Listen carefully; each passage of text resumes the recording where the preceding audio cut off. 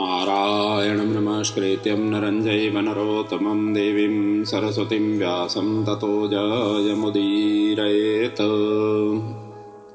यं ब्रह्मा वरुणेन्द्ररुद्रमरुतः स्तुन्वन्ति दिव्यैस्तवैः वेदैः साङ्गपदाक्रमोपनिषद्गायन्ति यं सामगाः।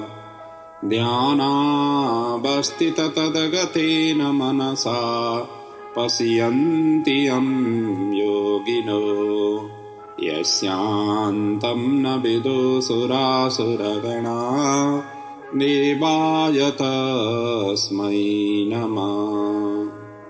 मूकं करोति वाचालं भङ्गं लङ्घयते गिरिं यत्कृपातमहं वन्दे परमानन्दमाधवम्। गुरुर्ब्रह्मा गुरुर्विष्णु गुरुर्देवो महेश्वर गुरुर्साक्षात् परब्रह्म तस्मै श्रीगुरवे नमः। श्री शिव महापुराण को जय। श्री राष्ट्रदेव भगवान पशुपतिनाथ को जय। नेपाल माँ को जय। व्यासी भगवान को जय। सद्गुरुदेव भगवान को जय। नेपाल भित्र र विश्वभरि छरिएर रहनुहुने समस्त आमा बुवा दाजुभाइ दिदीबहिनीहरूका हृदयमा विराजित प्रभु परमात्मा भगवान भोलेनाथ स्वरूप आत्मा तत्त्वलाई वन्दन गर्दै समस्त विद्वान विदुषीहरू गुरु आचार्य चरणहरूमा वन्दन गर्दै आजदेखि म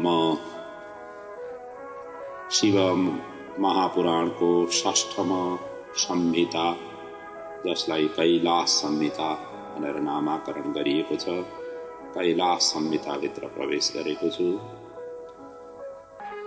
यो कैलाश संहिता एक किसिमले हेर्दाखेरि यो दर्शनले भरिएको यो संहिता हो। यसमा कथा कम र दर्शन चाहिँ व्यापक रूपले यसमा व्याख्या गरिएको यस्तो किसिमको यो कैलाश संहिता छ। हिजोसम्मका प्रसङ्गमा हामीले उमा संहिताको विभिन्न प्रसङ्गहरूलाई हामीले चिन्तन मनन गर्यौं। बडा अद्वितीय अद्भुत उमा संहिता आफैमा अत्यन्त गहनतम विषयले भरिएको थियो भनेदेखि कैलाश संहिता पनि त्यसै किसिमको छ, बडा अद्वितीय अद्भुत छ।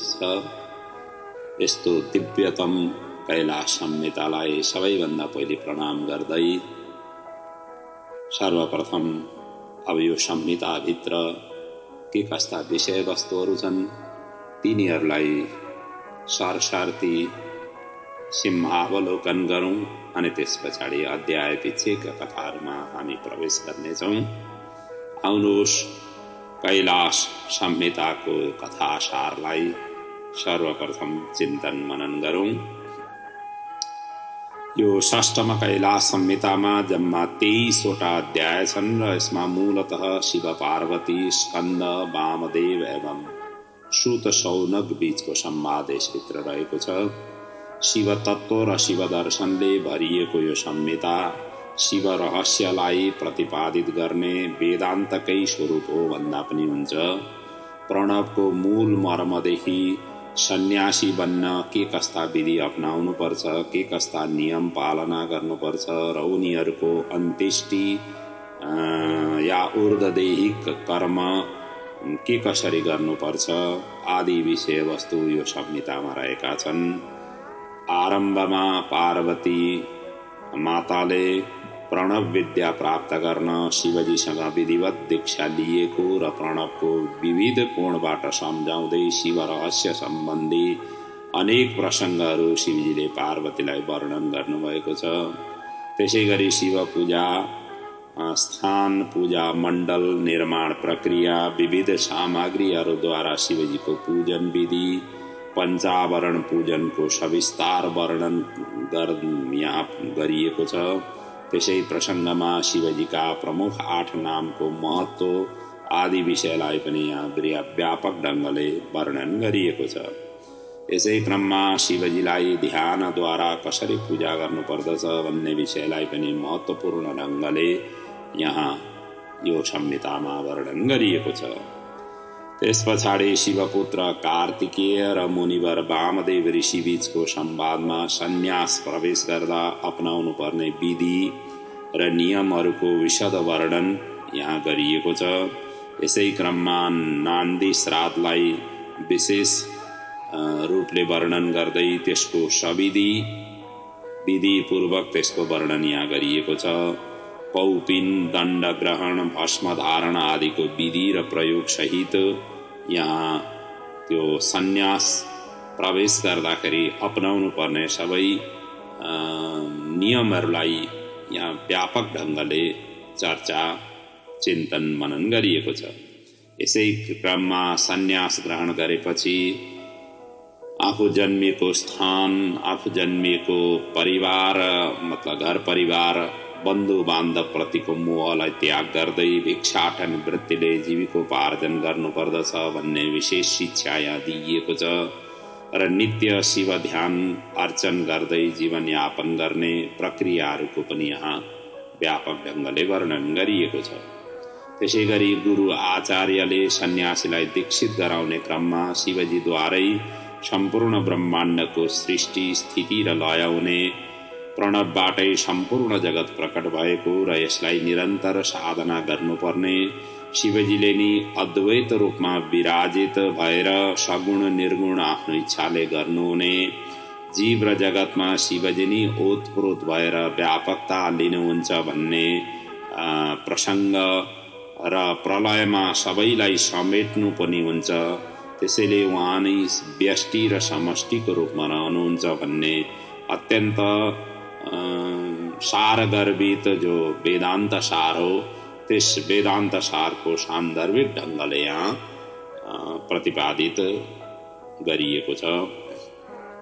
त्यस पछाडि सन्यासीले यति योग पट्ट धारण गर्दा अपनाउनु पर्ने विधि र नियम आदिको वर्णन गर्दै महावाक्यलाई निरन्तर आत्मसात गर्दै जीवनयापन गर्नुपर्ने विषयवस्तुलाई विशेष रूपले जोड दिइएको छ र यसै विधिलाई नित्य अनुगमन गर्नाले जीवले शिवत्व प्राप्त गर्ने अर्थात् जीव शिवमा गएर विलय हुने भन्ने उपदेश यी सबै प्रसङ्गहरूले दिन खोजेको छ। अन्त्यमा यतिको मरण भएपछि देव यजन गर्नुपर्ने, उनीहरूको दशाह, एकादशाह र द्वादशाह विधि पुत्र या शिष्यले विधिपूर्वक गर्नुपर्ने आदि विधि र प्रक्रियाहरूलाई साङ्गोपाङ्ग यहाँ वर्णन गरिएको छ। यो यसरी वर्णन गर्दै यो कैलाश संहितालाई उपसंहार गरिएको छ। यसरी शिवतत्व, शिव रहस्य, शिव ज्ञान सम्बन्धी विषयलाई नै प्रमुख विषय बनाएर प्रस्तुत गरिएकोले यो संहिता अत्यन्त गहन, पठनीय, चिन्तनीय मात्र नभएर सम्पूर्ण वेदान्त सार पनि यसमा समेटिएको छ। के कस्ता नियम पालना गर्नाले कैलाशमा वास हुन्छ, कैलाशको प्राप्ति हुन्छ भन्ने विषयवस्तु नै मूलतः यो कैलाश संहिताको मेरुदण्ड हो र शिवजीको उपासना आराधना के कसरी गर्दाखेरि शिवजी प्रसन्न र शिव सायुज्यता प्राप्त हुन्छ भनेर यसरी व्यापक ढङ्गले वर्णन गरिएको हुनाले नै यसको नामाकरण पनि कैलाश संहिता हुन पुगेको हो। यस्तो अद्वितीय अद्भुत यो कैलाश संहितालाई यी कथा प्रसङ्गका सार संक्षेपका प्रसङ्गहरूलाई हामीले चिन्तन गर्दै अब विधिवत रूपले हामी कैलाश संहिताका अध्याय पिछेका कथाहरूमा प्रवेश गर्दैछौँ। जसरी प्रारम्भमा हामीले विद्वेश्वर संहितामा शिव दर्शनका अत्यन्त महत्त्वपूर्ण गहनतम विषयवस्तुलाई हामीले चिन्तन गरेका थियौँ, त्यहाँ पनि यी प्रसङ्गहरू जुन यो कैलाश संहितामा आए वर्णन हुनेछन् त्यस्ता किसिमका प्रसङ्गहरू विद्येश्वर संहितामा पनि आएका छन्, जुन यी दुईटै अत्यन्त दर्शन र गहनतम कथा। किनभनेदेखि कथा यसमा कम छ र दर्शन ज्यादा छ, र दर्शनको कोटीमा पुगेको व्यक्तिले अर्थात् दर्शन सम्बन्धी ज्ञान प्राप्त गर्न थालेको व्यक्तिका लागि यी कथा प्रसङ्गहरू अत्यन्त सहज र सरल हुनेछन्। किनभनेदेखि कथामा एक किसिमको सुरुवातदेखि अन्त्यसम्म एक किसिमको प्रवाह बग्ने हुनाले कथा अलिकति अलग ढङ्गको भए पनि दर्शन चाहिँ प्रत्येक मन्त्र, प्रत्येक सूत्र, प्रत्येक उपाख्यान नै अत्यन्त गहनतम ढङ्गले व्याख्या गरिएको हुन्छ। हाम्रा यिनी इन्द्रियहरूले के कस्ता ढङ्गले त्यसलाई आचरण व्यवहार गर्नुपर्दछ, तिनीहरूको अति सूक्ष्म ढङ्गले व्याख्या गरिएको हुनाले अलिकति आध्यात्मिक क्षेत्रमा अलिकति उन्नयन भएर अगाडि बढेका व्यक्तिका लागि यस्ता दर्शन सम्बन्धी प्रसङ्गहरू सुन्नका लागि आनन्ददायक पनि हुन्छन् र ती श्रवण गरिसकेपछि चिन्तन र मनन गर्नका लागि सहायक सिद्ध पनि हुन्छन्। ल आउनुहोस् अब षष्ठम संहिताका पहिलीका जुन प्रथम, द्वितीय र तृतीय अध्यायभित्र प्रसङ्ग वर्णन गरिएका छन्। यहाँ पार्वतीले शिवसँग दीक्षा ग्रहण गरेको प्रसङ्गको वर्णन छ र प्रणव ओंकार सम्बन्धी विविध कोणबाट भगवान शिवजीले सम्झाएको त्यस्तो किसिमको प्रसङ्गको वर्णन छ। त्योभन्दा पहिले यहाँ मङ्गलाचरणको श्लोक छ। हामी पनि जीव अमङ्गल छ, परमात्मा नै मङ्गलकारक हुनुहुन्छ। यस जीवात्माले परमात्माको चिन्तन गर्नुभन्दा पूर्व त्यस अमङ्गललाई नाश गर्दै मङ्गलमय बन्न सकोस् भन्ने भावना राख्दै मङ्गलाचरण हरेक शास्त्रहरूमा गरिन्छ। हाम्रा पूर्वीय दर्शन, पूर्वीय शास्त्रहरूमा यसरी मङ्गलाचरण गर्ने विधान छ। यहाँ पनि कैलाश संहिताको पहिलो श्लोक नै मङ्गलाचरण श्लोक छ। त्यसलाई हामीले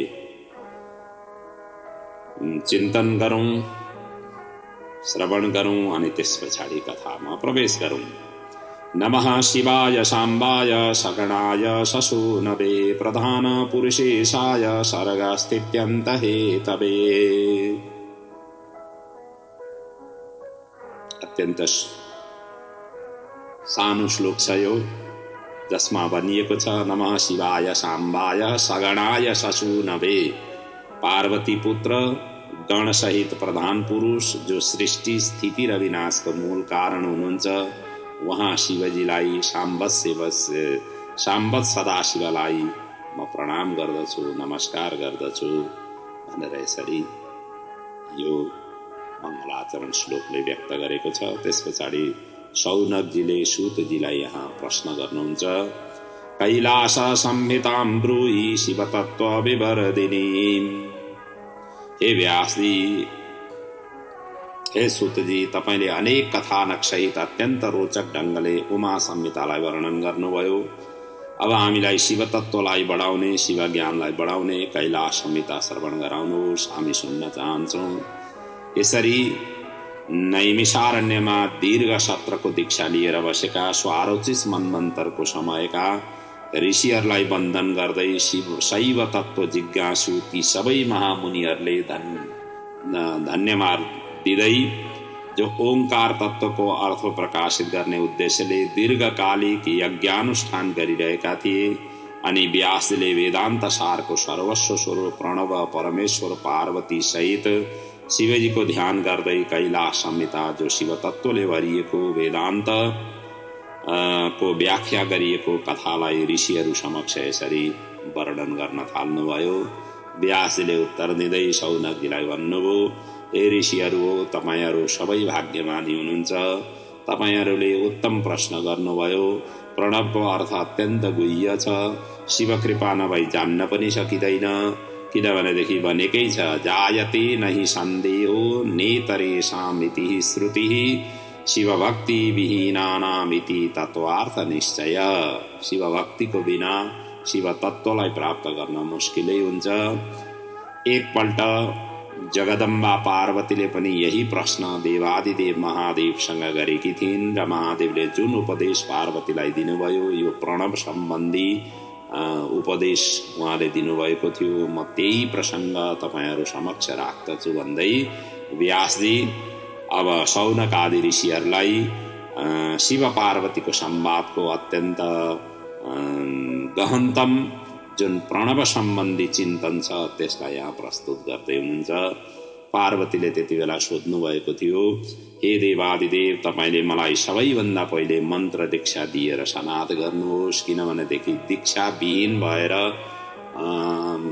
कुनै पनि ग्रन्थको चिन्तन मनन गरियो भनेदेखि अपूर्ण मानिन्छ, अर्थात् पूर्ण हुँदैन, त्यसको भित्री रहस्य चुरोसम्म पुग्न सकिँदैन भनेरै यहाँ सबैभन्दा पहिले दीक्षा मन्त्र दीक्षा दिएर सनाथ गर्नुहोस् भनेर प्रार्थना गर्नुभयो।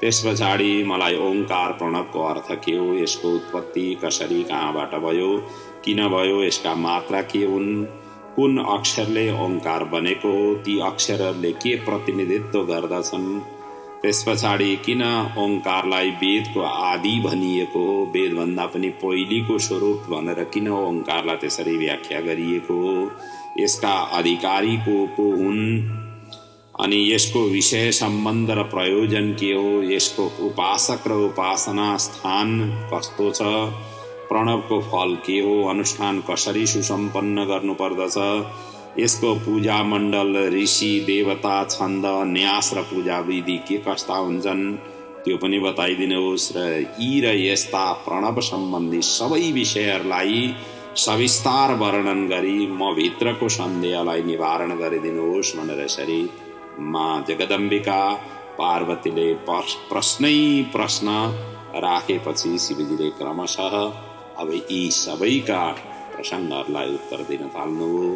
महादेवजी भन्नुहुन्छ, हे देवी, तिमीले प्रणव सम्बन्धी प्रश्न गरेर यसको मूल रहस्यलाई जान्ने कोसिस गर्यौ, तिमी धन्य छौ, तिमीले राखेका जिज्ञासालाई म क्रमशः उत्तर दिनेछु। यति भनिसकेपछि शिवजीले सर्वप्रथम पार्वतीलाई दीक्षा विधि सुसम्पन्न गर्नुभयो र प्रणवको उपदेश दिन थाल्नुभयो। त्यस पछाडि विशुद्ध चित्तमा स्थित गराएर उपदेश आरम्भ गर्नुभयो। हे देवी, प्रणवलाई सुन्दा मात्रै नि जीव साक्षात शिव हुन्छ, यसको ज्ञान नै मेरो ज्ञान हो, यो नै सबै विद्याहरूको मूल बीज हो, यो नै वट वृक्षको बीज झैं अति सूक्ष्म र महत्त्वपूर्ण स्वरूप हो। बरको रुखको जो बीज यसो हेर्ने हुँदाखेरि यसो हेरियो भनेदेखि कत्रो हुन्छ, यति सानो हुन्छ, तर त्यही बीजबाट कत्रो रुख उत्पन्न भए, मतलब कत्रो रुख फैलिएर बन्दछ। त्यसै गरी यो प्रणव भनेको चाहिँ कस्तो हो भनेदेखि वो बीज स्वरूप हो भन्दै यहाँ सम्झाउनुहुन्छ। यो प्रणव नै वेदहरूको सार हो, म तिनी गुणभन्दा पर तर प्रणवमा अवस्थित रहन्छु, त्रिगुणातीत हुँदाहुँदै पनि प्रणवमै म स्थित रहन्छु। शिवो वा प्रणवो एषः प्रणवो वा शिव स्मृत वाच्य वाचकयोर्भेद नात्यन्तं विद्यते यतः तस्मद् एकाक्षरं देवं मां च ब्रह्म ऋषयो विदुः।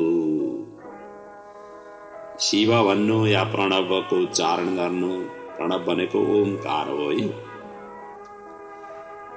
प्रणव भन्नु या शिव भन्नु, ओंकार भन्नु या शिवलाई सम्झिनु, दुईटै एउटै हुन्। वाच्य र वाचक मात्रै भेद हो, यसमा अर्थ केही भेद छैन। त्यसै र एकाक्षरम देवम, मलाई एउटा अक्षरको देव भनेर ब्रह्मर्षयो विदुः, ब्रह्मर्षिहरूले मलाई त्यसरी उपासना गर्छन्, आराधना गर्दछन्। त्यसैले प्रणव सबैका कारण, सबैमा निहित व्यापक स्वरूप व्यष्टि र सबैको सृजनको मूल कारण र सूक्ष्म स्वरूप समष्टि पनि हो। अर्थात् ओमबाटै सबै प्रकट भएका र अन्त्यमा ओममै गएर समेटिन्छन्, अर्थात् समाहित हुन पुग्छन्। त्यसैले ओम नै सर्वोपरि सर्वव्यापक रूपमा अवस्थित छ।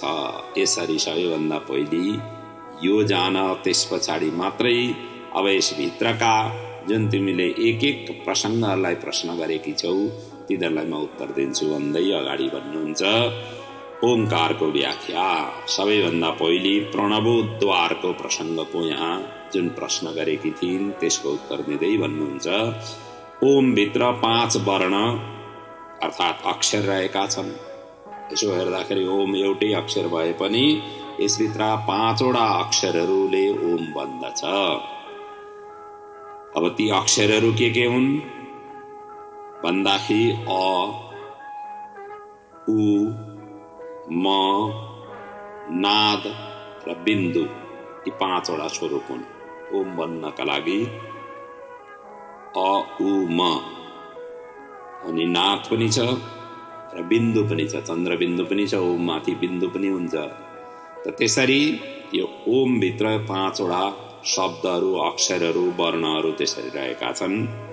अबाट निवृत्ति कलाको स्वरूप हो अ भनेको, उ भनेको इन्धन कला स्वरूप हो, म भनेको काल कला स्वरूप हो, नाद भनेको दण्ड कला स्वरूप हो, बिन्दु भनेको ईश्वर कला स्वरूप हो र यिनीहरूको उद्धार गर्न सक्षम भएकोले नै यसलाई प्रणवोद्वार भनिएको हो। जुन शिव दर्शनमा निवृत्ति कला, इन्धन कला, काल कला, दण्ड कला, ईश्वर कला यिनीहरूको विशेष रूपले व्याख्या गरिएका छन्। जुन प्रसङ्ग केही संक्षेपमा अगाडि पनि आए पछाडि पनि आउनेछन् या वायवीय संहितामा हामीले यी सबैका चिन्तन मनन गर्नेछौँ। त शिवजीलाई प्राप्त गर्नका लागि यी कलाहरूलाई पनि हामीले पारङ्गत गर्दै जब साधनामा हामी जान्छौँ, साधना आराधना गर्दाखेरि यिनीहरूलाई पार गर्दै हामीले अगाडि बढ्नुपर्ने हुन्छ अनि मात्रै त्यो तत्त्वलाई हामीले प्राप्त गर्न सक्दछौँ। त्यसैले ओमले यी सबैलाई पार गराउनका लागि सहायक सिद्ध हुन्छ। त्यसैले यसलाई प्रणवोद्वार पनि भनिएको हो भनेर पहिले सम्झाउनु हो। त्यस पछाडि प्रणवको अर्थ अब के हो त्यसको विषयमा वर्णन गर्नुहुन्छ। ब्रह्मादि स्थावरान्तानां सर्वेषां प्राणिनां खलु प्राणः प्रणवः एवायं तस्मात् प्रणव ईरितः। अब यहाँ स्पष्टै भनियो ब्रह्मादेखि लिएर स्थावर पर्यन्त सबै प्राणीहरूको प्राण तत्व भएकोले नै यसलाई प्रणव भनिएको हो। हेर्नुहोस् है, ब्रह्मादेखि सृष्टिको सुरुवात ब्रह्माजीबाट भएको, ब्रह्माजीबाट जति पनि यो पदार्थहरू जति पनि देखिएका छन् यो युनिभर्समा यी सबैमा प्राणी मतलब ब्रह्माजीदेखि लिएर स्थावरसम्म, स्थावर भनेका जड चेतन जड स्वरूप तिनीहरूमा अनि प्राणीहरूको प्राण तत्व भएकोले यसलाई प्रणव भनिएको हो। अ, उ, म, नाद र बिन्दु मिलेर ओम अक्षर बन्दछ जुन अगाडि हामीले स्पष्ट गर्यौं। प्रणवबाट उत्पन्न भएको के हो त्यसको वर्णन गरिएको छ। आकारबाट रजोयुक्त ब्रह्माजी उत्पन्न भए, उकारबाट सत्वगुणयुक्त विष्णुजी उत्पन्न भए, मकारबाट तमोगुणयुक्त शिवजी रुद्र, बिन्दुबाट साक्षात महादेव, नादबाट सदाशिवको उत्पत्ति भएको हो। जसमा ब्रह्माजी सृष्टि, विष्णुजी पालन, रुद्रजी संहार, महादेव तिरोभाव र सदाशिव अनुग्रह कार्य सम्पादन गर्नुहुन्छ। यहाँ शिवजीका 3टा नाम आए, एउटा रुद्र आयो, अर्को महादेव आयो, अर्को सदाशिव आयो। जुन जीव प्रणवभित्र यी 3टा अक्षरले ती स्वरूपलाई प्रतिनिधित्व गर्छ भनेर यो व्याख्या गरियो। यसको भगवानका अनेक स्वरूपहरू हुन्छन्। तिनै स्वरूपहरू मध्येमा रुद्र नामको स्वरूपले चाहिँ संहार गर्ने कार्य सम्हाल्ने भएको हुनाले यहाँ रुद्रलाई त्यसरी गरिया हो। हुन त रुद्र र शिव दुईटैको स्वरूप मतलब भगवान त एकै हुन्, तर जब संहार गर्नु पर्दछ उहाँ रौद्र रूप धारण गर्नुहुन्छ भन्न खोजिया थियो। र तिरोभाव यो प्रक्रिया गराउने, यो सक्षम र सबल गराउने भनेको महादेव स्वरूप भगवान शिवजीले हो। त्यसै र अनुग्रह कल्याण गर्नुपर्ने जुन स्वरूप छ त्यो चाहिँ स्वरूप सदाशिवले गर्नुहुन्छ भनेर यसरी प्रणवभित्रै यी समाहित भएका छन् र प्रणवको उच्चारण निरन्तर गर्दाखेरि यी सबै प्रसन्न भएर हाम्रो उद्धार हुन्छ भन्ने किसिमको संकेत दिन खोजिएको हो। प्रणवको प्रपञ्चतात्मक यसलाई यहाँ वर्णन गरिएको छ। यसले आकार आदि 5 वर्णबाट क्रमशः सद्योजात आदि ईशान पर्यन्त जुन 5 ब्रह्म उत्पन्न भएका छन् त्यसैलाई नै प्रपञ्चात्मक प्रणव भनिएको हो, जो यस प्रकारले यहाँ वर्णन गरिएका छन्। जसमा सद्योजातबाट उत्पन्न आकार रूप शिवका 8 कला रहेका छन्, वामदेवबाट उत्पन्न उकारमा 13 कला रहेका छन्, अघोरबाट उत्पन्न मकार रूपमा 8 कला रहेका छन्, तत्पुरुषबाट बिन्दु रूपमा 4 कला रहेका छन्, ईशानबाट नाद रूपमा 5 कला रहेका छन्। यसरी यो प्रपञ्च त्यसरी फैलिएको छ, त्यही ओमबाटै फैलिएको हो भनेर यसरी सम्झाउनु हो। अगाडि प्रणवको मण्डलको विषयमा वर्णन गर्नुहुन्छ। मन्त्र, यन्त्र, देवता, प्रपञ्च, गुरु, शिष्य यी 6 अर्थले प्रणवको यन्त्र रूप धारण गर्दछ र यसलाई नै प्रणवको मण्डल, प्रणवको स्वरूप यसरी भनिएको छ। त्यसैले यन्त्र तो देवता रूपम देवता विश्वरूपिणी विश्वरूप गुरु प्रोक्तः शिष्यो गुरु बपुः स्मृतः। यसरी यन्त्रात्मक स्वरूपमा पनि प्रणवको यसरी व्याख्या गरिएको छ। यन्त्र नै देवता रूप हो, देवता विश्वरूप हो, गुरु विश्वरूप हुन् र शिष्य गुरुको शरीर हो। यो सबै ओमकारकै रूप हो र यी सबै ब्रह्म रूप हुन् भनेर यसरी ओंकारको जुन मण्डल छ त्यसरी यहाँ वर्णन सम्झाउनुहुन्छ। अनि अगाडि प्रणवको स्थानको विषयमा शिवजी सम्झाउनुहुन्छ। मूलाधार, मणिपुर, हृदय, विशुद्ध, आज्ञा, शक्ति र शान्ति यिनै प्रणवका स्थान हुन्, प्रणव बस्ने स्थान हुन्, अर्थात् ओंकारका जुन बस्ने स्थान हुन्। शान्ति भन्दा अगाडि परात्पर भनिन्छ। यसको अधिकारी चाहिँ केवल पूर्ण र दृढ वैराग्य प्राप्त गरेपछि मात्रै, शिवजीको कृपा भएपछि मात्रै, सदाशिवको कृपा भएपछि मात्रै यो जानिन्छ। जीवात्मा र प्रणवको मतलब प्रणवको म परब्रह्मसँग ऐक्य हुन्छ। जब उपरोक्त स्थानको एक पछि अर्को माथि विजय प्राप्त हुँदै जान्छ र अन्तिममा त्यस अवस्थामा पुग्दछ भनेर यसरी यो प्रणवको स्थानका बारेमा वर्णन गरियो। त्यस पछाडि प्रणवको सम्बन्धको बारेमा यहाँ वर्णन गरिएको छ। जीव र ब्रह्मको एकता गराउनु नै प्रणवको कार्य हो और यही नै यसको सम्बन्ध पनि हो। जीवलाई शिवमा लगेर मिलाउनु, ओमकारको नित्य निरन्तर आराधना उपासना गर्नाले जीव शिवमय बन्दछ। जीवत्वबाट मुक्ति भएर शिवत्व स्वरूपमा प्राप्त गर्दछ, प्रवेश गर्दछ। यही नै ओमकारको सम्बन्ध पनि हो, प्रणवको सम्बन्ध पनि यही हो। यो प्राप्त गर्नका लागि अधिकारी शिष्य बनेर आचार सम्पन्न, तपस्वी, जितेन्द्रिय, पवित्र, वेदविद, शान्त र इह परलोकबाट विरक्त, देव ब्राह्मण र शिवको उपासक, शास्त्रहरूको ज्ञाता, आचार्य समेत गएर ग्रहण गर्नुपर्दछ, जसलाई गुरु भनिन्छ। र यस्तो गुरु मेरै समान हुन्छ भनेर शिवजीले यसरी पार्वतीलाई सम्झाउनुहुन्छ। यो गुरु स शिवः प्रोक्तो य शिव स गुरु स्मृतः। त्यस्तो खालको गुरु नै शिव हो, शिव नै गुरु हुन्, यसरी सम्झिनु। त्यसैले गुरुर् ब्रह्मा गुरुर् विष्णु गुरुर्देवो महेश्वर भनेर त्यसरी वर्णन गरिएको। गुरु साक्षात् पर ब्रह्मा तस्मै श्री गुरवे नमः। अब शिवजीको यहाँ शिव पुराणले शिवजीलाई नै व्यापक रूपले वर्णन गरिएको हुनाले यहाँ शिव स्वरूप शिव नै गुरु हुन्, गुरु नै शिव हुन् भनेर यसरी व्याख्या गरियो।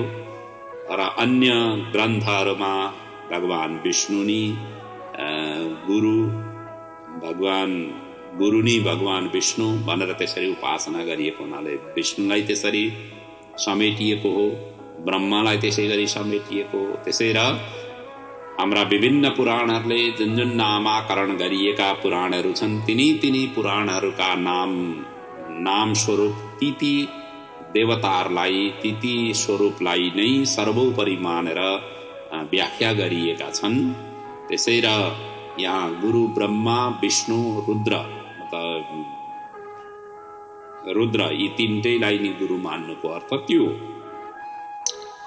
प्रणवको दीक्षाको विषयमा अगाडि वर्णन गरिएको छ। सर्वलक्षण सम्पन्न गुरु समीप अधिकारी शिष्य बनेर जानु पर्दछ र दीक्षार्थ निवेदन गर्नुपर्दछ। गुरुबाट आज्ञा प्राप्त गरेपछि 12 दिनसम्म केवल दूध पिएर व्रत गर्नुपर्दछ। त्यस पछाडि समुद्र तट वा पवित्र नदी तट या पर्वत या शिवालय मध्ये कुनै एक क्षेत्रमा शुक्ल पक्षको पञ्चमी या एकादशीको दिनमा क्षौर कर्म गरेर स्नान गरेर सबैभन्दा पहिले नान्दी श्राद्ध गुरुद्वारा गर्नुपर्दछ। त्यस पछाडि गृहसूत्र अनुसार अग्न्याधान गरेर पुरुष सूक्त या गायत्री मन्त्रले हवन गर्नुपर्दछ। त्यस पछाडि विरज अग्निको भस्म लिएर त्रिपुण्ड धारण गर्नुपर्दछ। यी सबै कार्य शिष्यलाई गुरुले नै गराउनुहुन्छ। त्यस पछाडि शिष्यको शिरमा हात राखेर ऋषि आदि सहित प्रणवको अर्थ दाहिने कानमा भन्नुपर्दछ। यसरी 3 चोटि अर्थसहित प्रणवको मन्त्र सुनाउनु पर्दछ। त्यसैले यहाँ भनिएको छ हस्तम निधाय शिरसिः शिष्यस्य प्रीतिमानसः ऋष्यादि सहितं तस्य दक्ष कर्णे समुच्चरेत्। दाहिने कानमा चाहिँ त्यसरी समुच्चरेत उच्चारण गरेर श्रवण गराउनु पर्दछ। त्यस पछाडि गुरुलाई प्रणाम गुरु दक्षिणा निवेदन गरेर प्रणवको नित्य चिन्तन गर्नुपर्दछ। यसो गर्नाले शिष्यले शिव सायुज्यताको फल प्राप्त गर्दछ भनेर यसरी संक्षेपमा प्रणवको विषयमा विभिन्न कोणबाट शिवजीले यसरी सम्झाइसकेपछि अब अगाडि शिवजी भन्नुहुन्छ सन्यास को स्वरूप अर्थात् सन्यास आचरणको स्वरूप, सन्यास मण्डल, सन्यास पद्धतिको वर्णनको विषय अब अगाडिका 3वटा अध्यायमा वर्णन गरिएका छन्। अर्थात् 4औं, 5औं र 6औं अध्यायमा यहाँ शिवजी भन्नुहुन्छ हे महादेवी अतपरम प्रवक्ष्यामि सन्यासान्निक कर्म च। अब सन्यास कर्मलाई, सन्यास आचरण कर्मलाई चाहिँ म अब बृहत्तर ढङ्गले तिमीलाई सम्झाउँछु, जसबाट चाहिँ शिष्य तो मन्त्र प्राप्त गर्ने अधिकार उसले प्राप्त गर्दछ भन्दै अब सम्झाउनुहुन्छ। सन्यास धर्मलाई नित्य कसरी प्रतिपादन गर्नुपर्दछ भन्ने सविस्तार वर्णन यी अध्यायहरूमा गरिएका छन् र त्यसैले यसलाई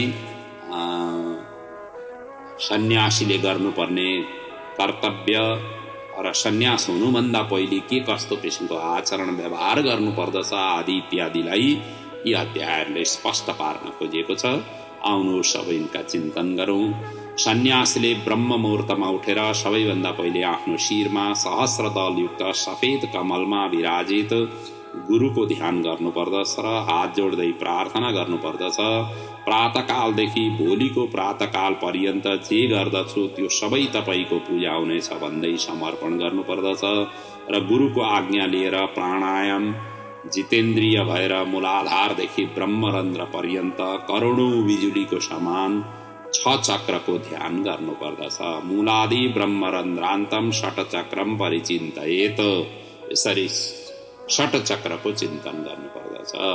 भन्ना मतलब उठ्ने बित्तिकै म भगवानको हुँ, भगवान का लागि नै सबै कार्य गर्दछु, जे गर्ने जे मबाट मेरा इन्द्रियहरूले कार्य गर्छन् ती सबै भगवानलाई प्राप्त हुन्। जुनसुकै देवी देवताको उपासना गर्ने व्यक्तिले पनि त्यसरी भगवानलाई समर्पण गर्नुपर्दछ, प्रभु र ईश्वरलाई समर्पण गर्नुपर्दछ। त्यसो गरियो भनेदेखि सबै क्रेडिट भगवानको उपासनाका लागि गएर जम्मा हुन्छ र त्यो जम्मा हुँदै जाँदाखेरि व्यक्ति पवित्र हुँदै जान्छ, संसार बन्धनबाट मुक्त हुँदै जान्छ र प्रभुतिर उसको सबै प्रकारले ती क्रिया प्रक्रियाहरू चाहिँ प्रभुमै गएर समाहित हुँदै जान्छन् र यही नै हो उपासना गर्ने सरल र सहज पद्धति पनि। नत्र भनेदेखि त व्यक्ति सम्भवै छैन। हामी दिनै पछि के कस्ता कार्यहरूमा हामी संलग्न भइरहेका हुन्छौँ। व्यापार हुन्छ, बिजनेस हुन्छ, आफ्ना नोकरी हुन्छ, आफ्ना कारोबारहरू हुन्छन्, आफ्ना गतिविधिहरू कार्यहरू गरिरहेका हुन्छौँ। ती कार्यहरू सबै क्रेडिट भएर जाँदाखेरि मात्रै हाम्रो कल्याण हुने भएको हुनाले बिहान उठ्ने साथै आज जे जस्तो गर्दछु, कराग्रे वसते लक्ष्मी करमुद्ने सरस्वती करमध्ये तो ब्रह्म करमध्ये मूल कराग्रे वसते लक्ष्मी करमध्ये सरस्वती करमूले स्थितो ब्रह्मा प्रभाते करदर्शनम। यसरी करदर्शन गर्दै समुद्र वसने देवी पर्वतस्तन मण्डिते विष्णुपत्नी नमस्तुभ्यं पादस्पर्श क्षमस्वमै भनेर पृथ्वी मातालाई ढोक्दै यो जे जति म कार्यहरू आज गर्न गइरहेको छु, यी सबै कार्यहरू चाहिँ प्रभुलाई पुग्नुन्, आफ्ना ईश्वरलाई पुगुन्, आफ्ना इष्टदेवलाई पुगुन्, आफ्ना उपासक आराध्य देवतालाई पुगुन् भन्ने भावना राखेर यसरी बिहानै उठ्ने साथैदेखि यसरी कार्य गरियो भनेदेखि यी सबै कार्यहरू जे जति गरिन्छन् ती सबै प्रभुलाई पुग्दछन्। यसरी गर्नुपर्ने हुन्छ। र यसरी ध्यान गरिसकेपछि बाहिर गएर भूमिमा तृण बिछाएर कपडाले शिर र नासिका ढाकेर शौच गर्नुपर्दछ। त्यस पछाडि उत्तर दिशातर्फ फर्केर दातुन गर्नुपर्दछ। एकादशी र अमावास्या तिथिमा भने दातुन गर्नु हुँदैन, केवल कुल्ला मात्रै गर्दा हुन्छ। त्यस पछाडि अरुणोदयको समयमा माटो लगाएर स्नान गर्नुपर्दछ र सन्ध्या वन्दन पनि गर्नुपर्दछ। त्यस पछाडि जलाशयबाट बाहिर आएर धौत वस्त्र कौपिन धारण गरेर शुद्ध आसनमा बसेर भस्म धारण गरी यी मन्त्रहरूको उच्चारण गर्दै भस्म धारण गर्नुपर्दछ। अग्नि इति भस्म, वायुरिति भस्म, त्रायुकं जपदग्नेः कश्यपस्य त्रायुकं त्र्यम्बकं यजामहे सुगन्धिं पुष्टिवर्धनम् इत्यादि मन्त्रहरूलाई उच्चारण गर्दै शिरमा, ललाटमा, छातीमा, काँधमा, बाहुमा, नाभिमा, सन्धि स्थलहरूमा, पीठमा यी इत्यादि क्षेत्रहरूमा क्रमशः भस्म लगाउनु पर्दछ। त्यस पछाडि आचमन प्राणायाम गरेर सूर्यमण्डलको मध्यमा अवस्थित सम्पूर्ण तेजोमय अष्टभुजायुक्त चार मुखयुक्त अर्धनारीश्वर शिवजीलाई ध्यान गर्नुपर्दछ र 3 चोटि अर्घ पञ्चाक्षर मन्त्रले अर्थात् ओम नमः शिवाय यो मन्त्रले यसरी अर्घ दिनुपर्दछ र 108 चोटि एक माला अर्थात् एक माला यही मन्त्रको जाप गर्नुपर्दछ।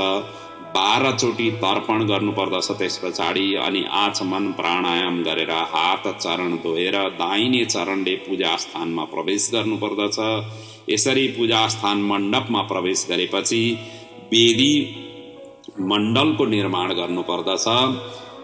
मण्डपान्तम सुदिस्तत्र मण्डलम रचयेत क्रमात् र सन्यास मण्डल निर्माण र पूजाको प्रक्रियाको वर्णन अब अगाडिका प्रसङ्गमा गरिएका छन्। सबैभन्दा पहिले भूमिलाई चिल्लो पारेर लिप्नु पर्दछ र एक हात वर्गाकारको चौकरको मण्डप निर्माण गर्नुपर्दछ, जसको 8 दिशामा गृहसूत्र या बृहत जाबालोपनिषदमा उल्लेख भए अनुसार या कालाग्नि रुद्रोपनिषदमा उल्लेख भए अनुसार यी ग्रन्थहरूमा लेखिएका विधि अनुसार ईशान आदि दिशामा क्रमशः पहेँलो, रातो, कालो, सेतो, सामला आदि रङद्वारा सन्यास मण्डलको निर्माण गरेर सन्यासी स्वयं ब्रह्ममा स्थित भएर सूर्यनारायणको यथाविधि सबैभन्दा पहिले पूजन गर्नुपर्दछ।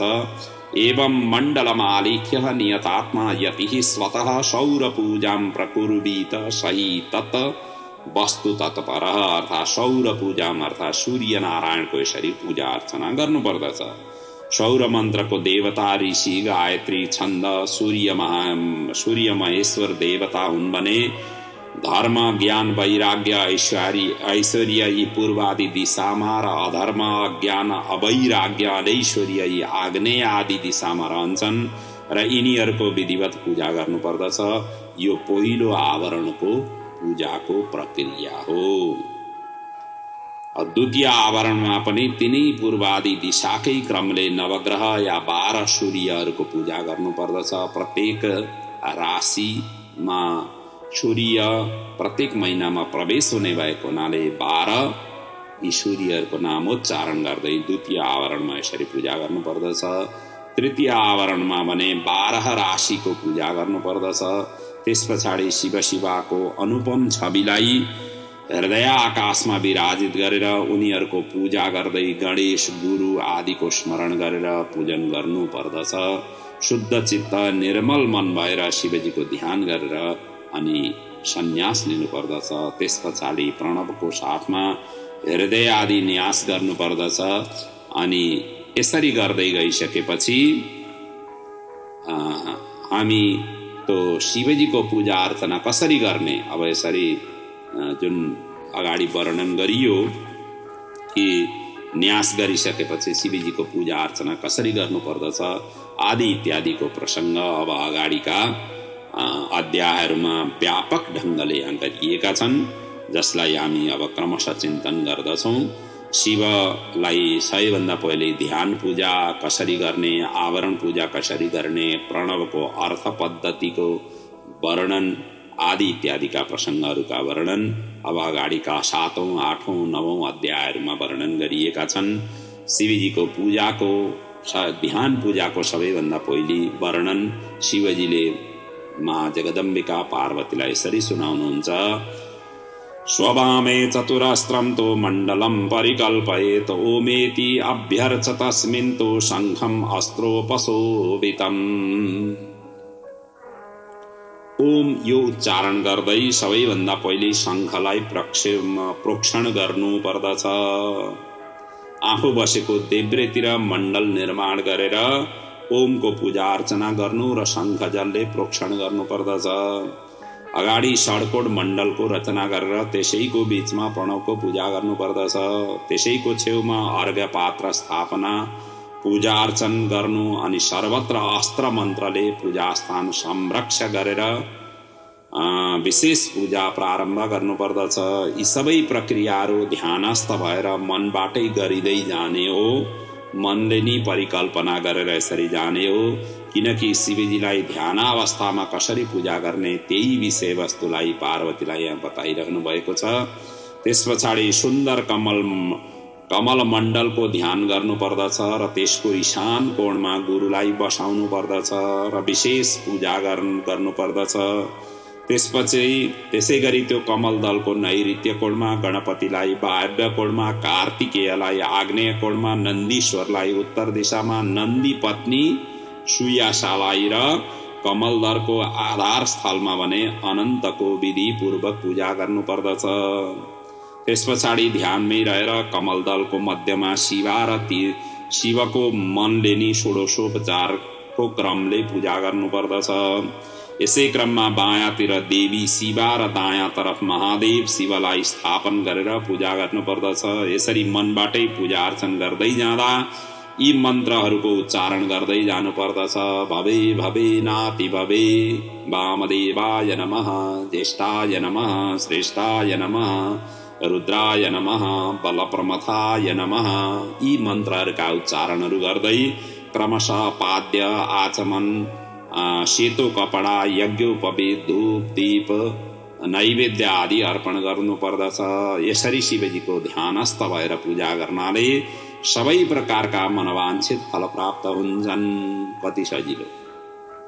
ध्यानबाटै शिवजीलाई सबै प्रकारका पूजा अर्चना गर्ने विधिको प्रक्रिया यहाँ शिवजी स्वयं मा जगदम्बिकालाई सुनाउनु भयो। त्यस पछाडि आवरण पूजाको पनि यहाँ शिवजी यसरी वर्णन गर्नुहुन्छ महादेवीलाई। अत्रास्ति च महादेवी खल्वावरण पञ्चकं पञ्चावरण पूजं तो प्रारभ्येत यथा क्रमम्। अब पञ्चावरण पूजा त्यस पछाडिका प्रक्रियाहरू भनेका पञ्चावरणको प्रक्रिया यहाँ बताउँदै हुनुहुन्छ। यी पूजा गर्ने विस्तृत प्रक्रियाहरू पूजा पद्धतिहरूमा वर्णन गरिएका छन्।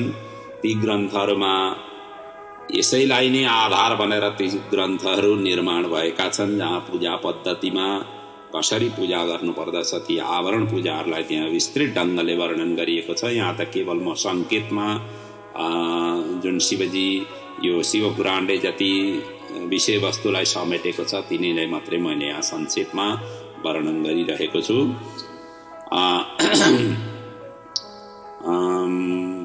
आवरण पूजा भन्नाले वेदीमा निर्माण गरिएको मण्डल जुन गृहसूत्र आदि ग्रन्थहरूमा वर्णित छन् ती मण्डलमा स्थापन गरिएका देवी देवताहरूको विधिवत रूपले पूजा गरिने पूजा हो, जो यहाँ संक्षेपमा यहाँ वर्णन गरिन्छ। बिहान पूजा चाहिँ कमल दल मण्डल निर्माण गरी त्यही दलको वरिपरि स्थापना गरिएका देवी देवताहरूको पूर्व दिशादेखि ईशान कोणसम्म पहिलो दोस्रो आवरण हुँदै पाँचौं आवरणसम्म गरिने पूजाको प्रक्रिया नै वस्तुतस्तुत पञ्चावरण पूजा हो। त्यसमा प्रथम आवरणमा कमल दलको मध्यमा शिवलाई स्थापना गरेर आठै दिशामा गणेश र कार्तिकेयलाई पूजा अर्चना गर्नुपर्दछ। यो पहिलो आवरणको पूजाको पद्धति हो। अनि त्यसै गरी द्वितीय आवरणमा यसमा पनि कमल दलकै पूर्वमा अनन्त, दक्षिणमा सूक्ष्म, पश्चिममा शिवोत्तम, उत्तरमा एकनेत्र, ईशानमा एकरुद्र, आग्नेयमा त्रिमूर्ति, नैऋत्यमा श्रीकण्ठ, वायव्यमा श्रीखण्डीलाई पूजा अर्चना गर्नुपर्दछ। तृतीय आवरणमा पुगिसकेपछि यस आवरणमा पनि कमल दलकै पूर्वमा वृषभ, दक्षिणमा नन्दी, उत्तरमा महाकाल, पश्चिममा भृङ्गीश, त्यसै गरी पूर्वादिक्रमले शिवजीका अष्टमूर्तिको पनि पूजा गर्नुपर्दछ, जो भव, सर्व, ईशान, रुद्र, पशुपति, उग्र, भीम र महादेव हुन्।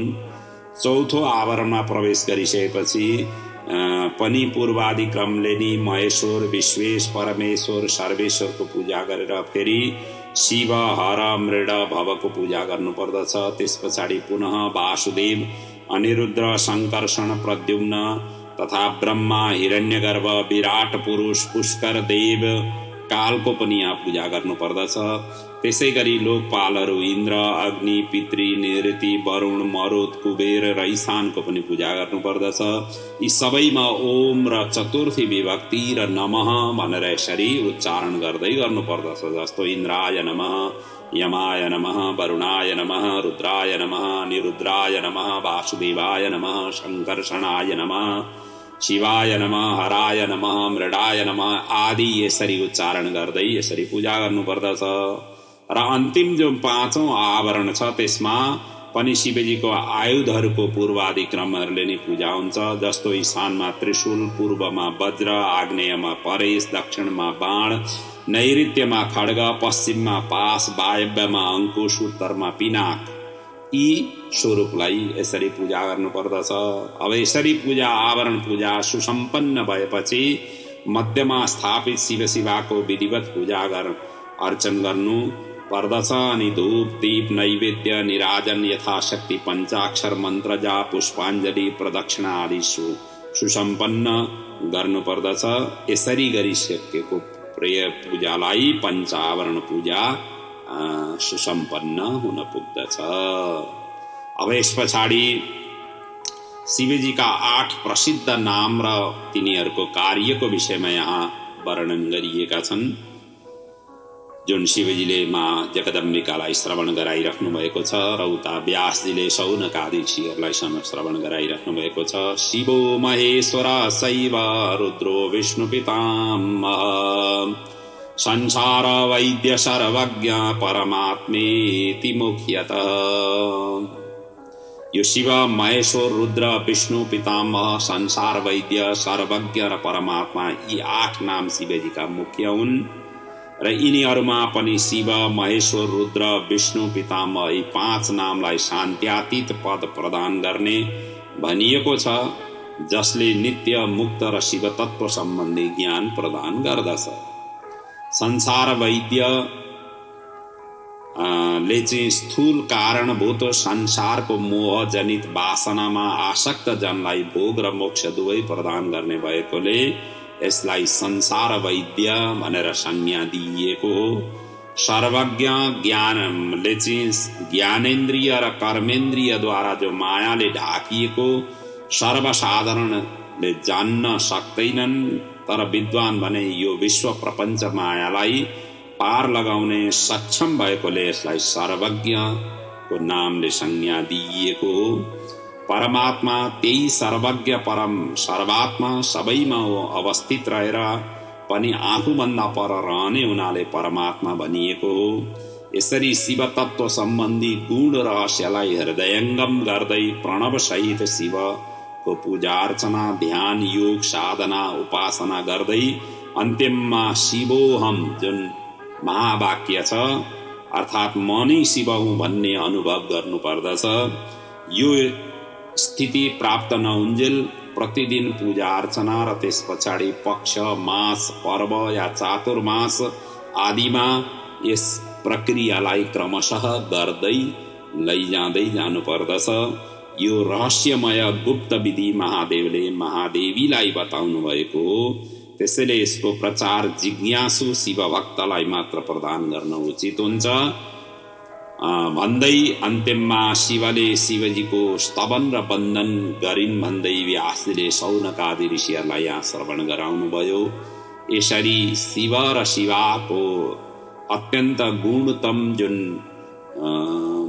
महादेवीले दीक्षा लिइसकेपछि प्रणवको विषयमा यसरी गहनतम ढङ्गले यहाँ चिन्तन मनन गरेका यी प्रसङ्गहरूको सार संक्षेप व्यासले यहाँ शौनकादि ऋषिहरूलाई श्रवण गराउनुभयो।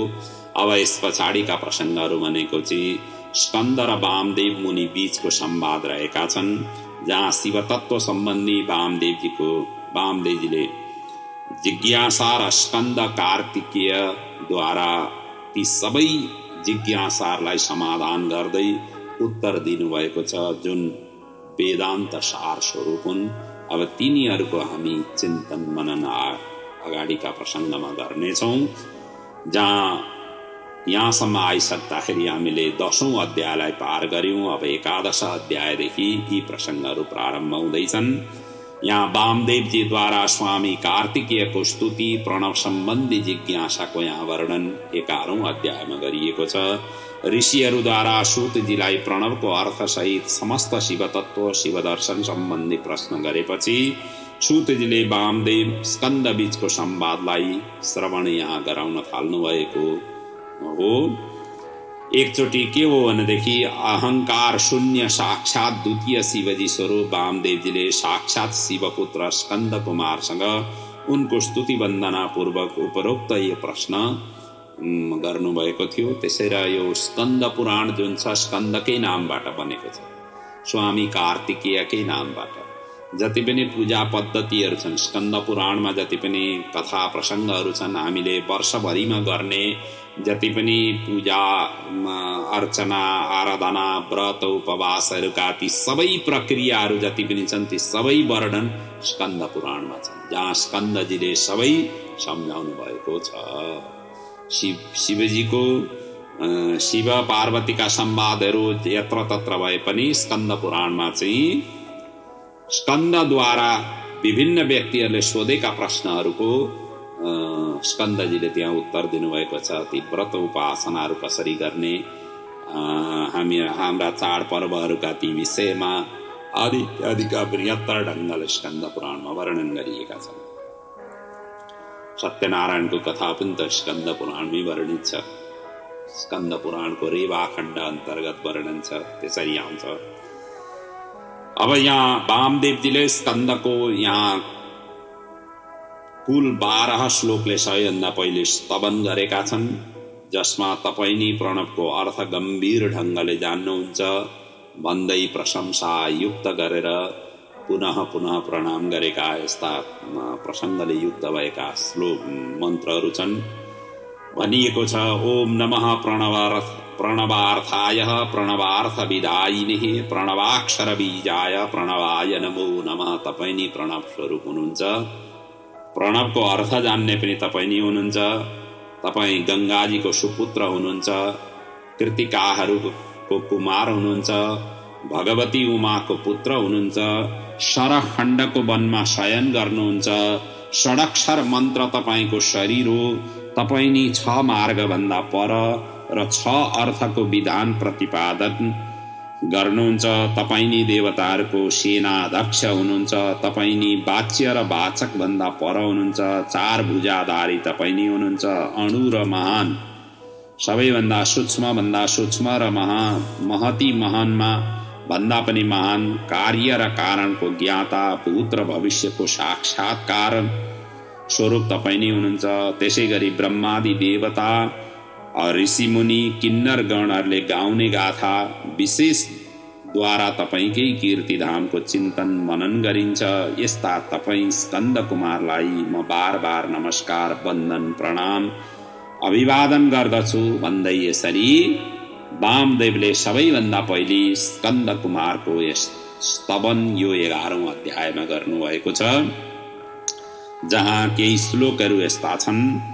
नमो गुहाय भूतानां गुहासो निहिताय च गुहाय गुह्यरूपाय गुह्यागमविदे नमः षडक्षर शरीराय षड्विधार्थं विधायिने षडध्वातीतरूपाय षड्मुखाय नमो नमः अणुरणीयसे तुभ्यं महतो अपि महीयसे नमः परावरज्ञाय परमात्मा स्वरूपिणे।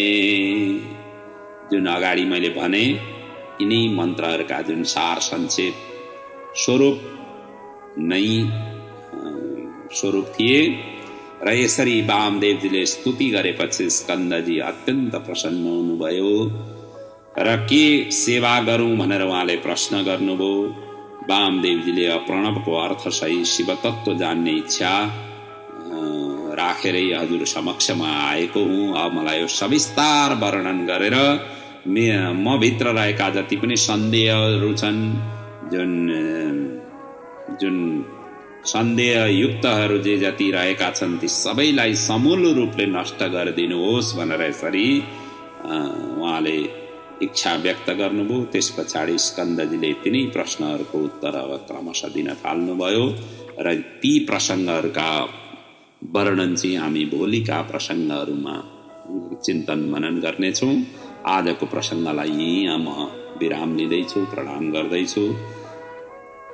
भगवान शिवजीका यी अत्यन्त रहस्यमय कथा प्रसङ्गहरूलाई श्रवण गरेर जीवन अत्यन्त सुमधुर बनाउँदै जीवन र यो जगतमा के कस्ता किसिमका प्रपञ्चहरू छन्, ती प्रपञ्चहरूबाट हामी कसरी जोगिँदै शिव को आराधना गर्ने, उपासना गर्ने, प्रभु प्राप्तिका लागि के कस्ता मार्गहरू हाम्रा लागि विहित शास्त्रहरूले गरेका छन्, ती शास्त्रहरूका मूल मर्महरूलाई पछ्याउँदै हामीले जीवन र जगतमा कसरी चल्नु पर्दछ, यो जीवनलाई कसरी त्यतातिर लैजानु पर्दछ र यो जगतमा कसरी हामीले आचरण व्यवहार गर्दै प्रभुको नित्य निरन्तर उपासना आराधना गर्न सक्दछौँ आदि इत्यादिका यी बृहत्तर प्रसङ्गहरूलाई चिन्तन मनन गर्दै हामी पनि धन्य बन्न सकौँ।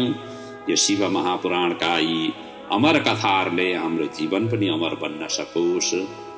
यस्तो किसिमको अद्वितीय यो स्वरूप भगवान शिवजीका अत्यन्त मार्मिक र वेदान्त सारले दर्शनहरूले फिलोसफीले भरिएका यी ग्रन्थहरू, यी प्रसङ्गहरूलाई चिन्तन मनन गरेर हाम्रो मस्तिष्कलाई पनि एउटा बृहत्तर आकार दिन सकौँ, ताकि हामी हरेक चिजहरूमा प्रभुका स्वरूपहरूलाई हामीले देख्न सकौँ, अनुभव गर्न सकौँ।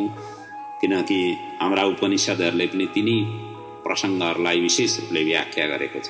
हरेक वस्तु र पदार्थहरूमा भगवानको स्वरूप देखा, किनभने भगवान भनेका घटघटवासी हुन्। जले विष्णु, स्थले विष्णु, विष्णु पर्वतमस्तके, सियाराममय सब जग जानी, करो जोरी जुग पानी।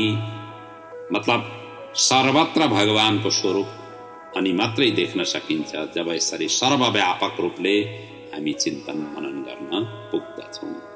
त यस्तो प्रसङ्गहरूलाई आजको यही विराम लिँदै हजुरहरूको जीवनमा भगवान शिवजी, राष्ट्रदेव भगवान पशुपतिनाथको अनन्य कृपा रहोस्। अत्यन्त सुमधुर जीवनयापन गर्न सक्षम र सबल हुँदै जानुहोस्।